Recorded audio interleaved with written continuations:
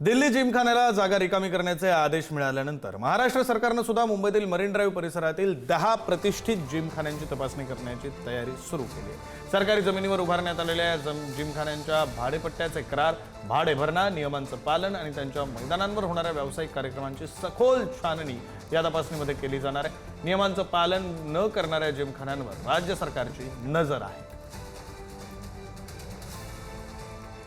Nariman point या परिसरात असणाऱ्या मरीन ड्राईव्ह परिसरात असणाऱ्या 10 प्रतिष्ठित जिमखान्यांची तपासणी करण्याची तयारी महाराष्ट्र शासनाने सुरू केल्याची माहिती मिळते। महाराष्ट्र शासनाच्या नगर विकास विभागातर्फे ही तयारी सुरू झाल्याची माहिती आहे।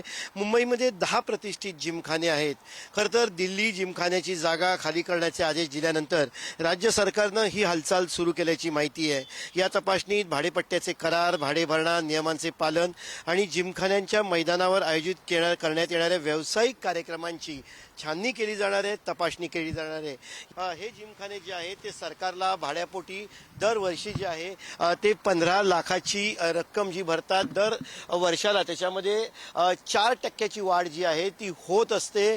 जर का कुठला विशेष कार्यक्रम जर का सरकारनं या भागात केला, या जिमखान्यांवरती कोणी केले खाजगी कार्यक्रम, तर त्या प्रति कार्यक्रम 1 लाख रुपये जे आहेत ते सरकारला द्यावे लागतात। अशा अर्थानं करोडो रुपयांचा रेव्हेन्यू सरकारला येतो। मात्र दिल्ली जिमखान्याला दिलेल्या नोटिसीनंतर महाराष्ट्राच्या नगरविकास खात्याने सुद्धा या जिमखान्यांची तपासणी करण्याची तयारी सुरू केली। अर्थात या बाबतीत या जिमखान्यांना अजून कुठली नोटीस दिलेली नाहीये। मात्र खात्रीलायक सूत्रांकडून जी माहिती मिळते त्याच्यानुसार मुंबईतले हे प्रतिष्ठित जिमखाने जे आहेत ते राज्य सरकारच्या चौकशीच्या रडारखाली येणार आहेत।